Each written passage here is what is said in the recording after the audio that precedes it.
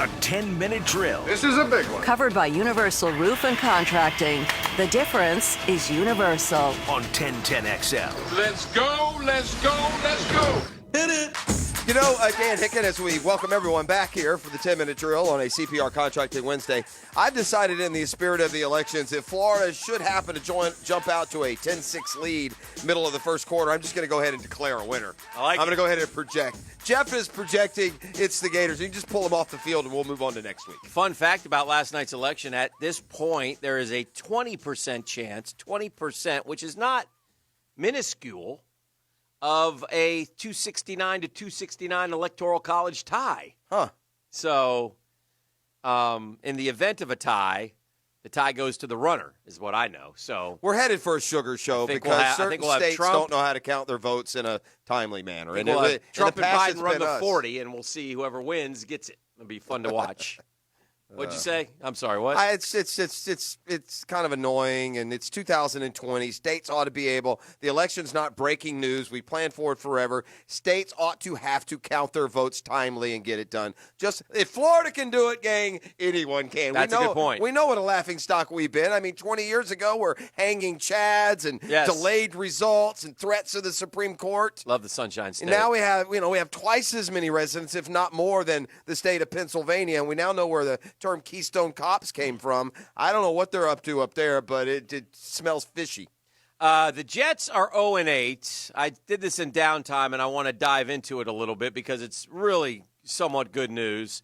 They're in the pilot seat for the number one pick in the 2021 NFL Draft. The Jags have lost 6 straight games, and have a difficult remaining schedule. Jacksonville is in the co-pilot seat with a realistic chance to take the top spot.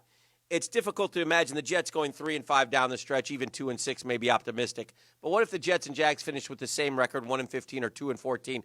Who would get Trevor Lawrence? The first tiebreaker is strength of schedule. With the team, now follow along because this does get a bit confusing, the team having the easier schedule, winning the better draft pick. Beef, is that correct? If you have the easier schedule. If your schedule is deemed easier, then you are worse because you had the same record on an easier slate. The logic being if two teams have the same record, the team that did so against a weaker schedule is probably the worst team. That makes sense, right? So if you're a Jets fan, you should probably be worried right now. The Jets project to have the toughest schedule in the NFL at the end of the 2020 season. Now, that's a projection. That leaves no margin for error in the tank for Trevor. The Jets face the NFC West. The AFC West, the Colts and the Browns, along with other teams in the East, while also giving 14 to 16 of those teams one free win. It's not surprising the Jets project to have the toughest schedule. But there is a change. There is a chance that the Jaguars schedule leapfrogs the Jets. If we compare the two, this is what they say. Ignore the Browns and Chargers. The Jets play all the teams AFC West while the Jags play the full AFC North. Jets play the Browns, Jags play the Chargers, 2 common opponents that we can ignore. There are 2 other common opponents. The Jets play the Colts and the Jags play the Dolphins, but those teams still matter since the other teams play that opponent 2 times. So he looked at Football Outsiders' projected wins, and if you add them up, the total opposition wins is 122 projected for the Jets and 125 for the Jets and 122 for the Jags, okay? Obviously, the AFC East and AFC South teams will play a big role here. So what could tip the scales, they say? So they have a couple games to keep an eye on. On November 22nd, the Texans host the Patriots. And what is the most impactful remaining game of the season for the tiebreaker tank? That game counts double as a win or a loss for both teams, as it is one of 4 AFC East, AFC South matchups this year. Jets already lost to the Colts. Jags already lost to the Dolphins. The other meaningful game was between Buffalo and Tennessee. The Titans won. A Patriots win would give the Jags some breathing room. So we must root for the Patriots to beat the Texans. A Houston win might be enough to switch the race into a toss-up. So this guy projects that the Jets and Jags, the Jags are really in a good position here if the 2 clubs tie. You follow? So if you want to root for something, Jets opponents already have 63 wins. Jags opponents only have 55.5 wins so far. So we got a little 7.5 game cush, which is great. Without question, the biggest boom to Jacksonville has been the transformation of Houston and Minnesota from playoff contender to number 1 pick contender. So we need the Vikes to start losing again. The collapse of the Texans and Vikings have been a huge help to Jacksonville's strength of schedule, but will it continue in the second half? Oh, there's too much football left, I think, to really determine. I mean, look at what the Dolphins did last year, the first half, and then the That's second fair. half. But Atlanta, we do have somewhat of an idea if a team's going to be good or bad, though.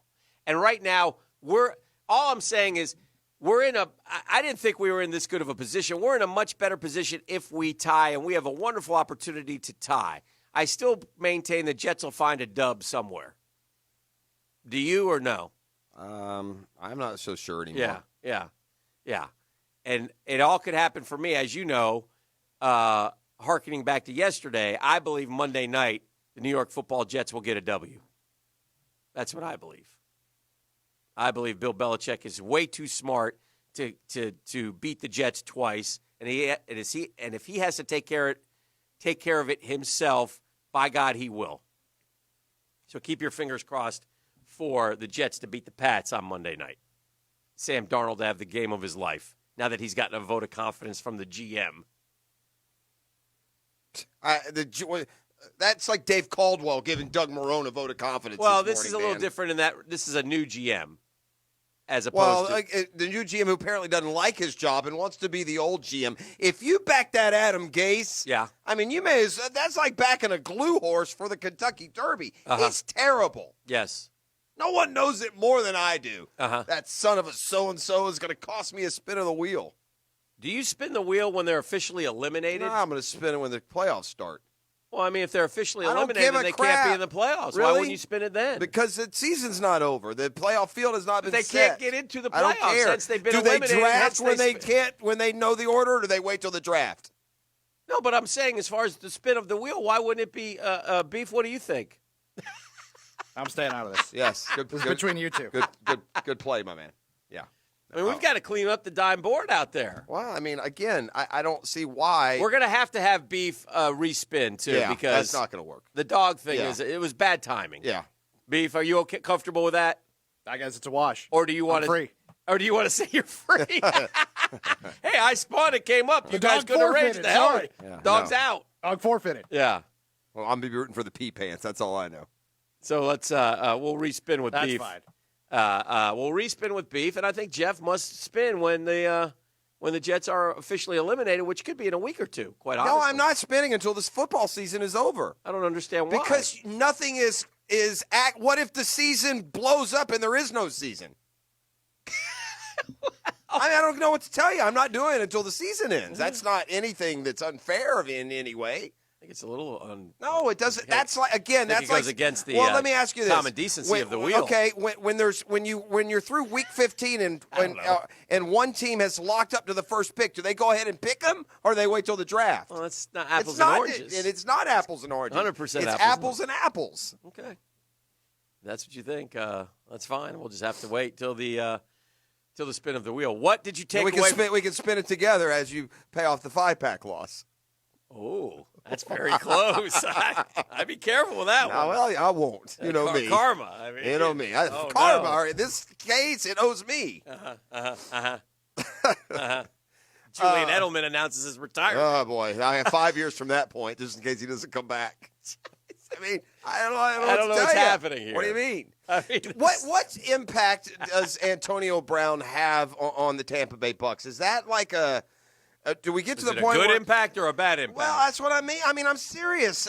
Antonio Brown, we always forget when you get excited about putting on the helmet and the uniform and running around on Sunday afternoon and scoring touchdowns, and then you forget the other part of Antonio Brown, which has proven to be, especially of late, an unmitigated disaster. Mm-hmm. Not a small problem. I mean, unmitigated disaster. We don't have to revisit the timeline that includes everything from throwing furniture off of balconies to physically threatening and verbally accosting, an ex to beating up a delivery driver and stealing his merch, to allegations of sexual assault and not paying this and that nonsense in Oakland last year. Well, everyone in the league can adapt to a helmet, but not you. I mean, it's been one paranormal thing after the other. What the Bucks have to be careful about is if there's any signs of that, they just must release him immediately. Right. If he comes in and keeps his nose clean and hangs out with Brady and plays football, it's fine. It's fine. So, and maybe because of the way football's structured this year and, he doesn't have to deal with probably all the other outside distractions. Basically, you can just go from work to football. Maybe that will, help him. I don't know. Maybe Tony Robbins will help him. Maybe living at Tom's house will help him. I don't know. But, and how much does he have left in the tank is the other question. Let's remember now, he hasn't played football since when, really? Meaningful football. Well, since they played a game last year. A game, but About that this doesn't time. count. Right? Yeah. Has it been 2 years? When was the last time? Well, no, he One played the ga- year before, the whole year. He played in 18, he played the whole season, Played the whole and they season. got suspended the last game of the year. All right. So He it's a had- year and a half he's been really away. He hasn't played in a year and a half, and he's not old, but he's not Well, young. I mean, he did go through training camp, and he was on rosters until they suspended I him after understand. about week 5. But he's so. 32, and he hasn't gotten banged around. I mean, can he stay healthy? Can he, again, there's a lot of – but he's a good player when he's healthy, man. I mean, he had a run in Pittsburgh. But you understand now, getting to see how he is, why they got him the ball all the time. I just can't deal with him. I'm going to throw it to him. Well, that may be true. I don't know. I think it's an interesting dynamic to add. Tom Brady obviously is a big fan, and what does Tom Brady think he's missing? I mean, he's got, they had the pieces. It just seems like piling on. Do they need Antonio Brown? I mean, is it just insurance in case one of their can't hurt. frontline guys? I mean, they had Unless- 2 of the top 5 receivers by yards in the league last year with Godwin and Evans. Yeah. So, I don't know. I thought it was interesting at least. This is an all-timer here on the text line, but this is the way we go above and beyond. Okay. Thank you. So if your name is Dave and you're driving in the car right now, I'm talking to you. Oh, So perk up those ears All right. and get off on the next exit. Are we ready for this? we're ready. From the 1010XL text line designed by Lifetime Enclosures, husband and I listen every day. Uh-huh.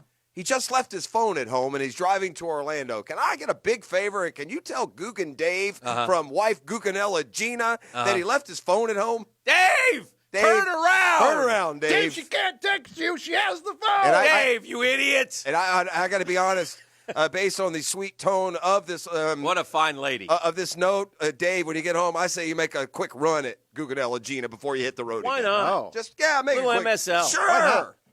It'll make today better. Yeah. And you got to turn around anyway. Yeah, You're going to be gonna late. It so doesn't matter. Add another 10 minutes. Just tell him I forgot you. Make a good hard run at 10 Guganella tops. Gina. You got a hell of a woman there, 10 Dave. tops. That's a good woman. I mean, that's really thinking. And let's be honest. How can I get 2 through? Oh, I know. He's listening to Dan and Jeff. Boom! I'll just tell them. Community service.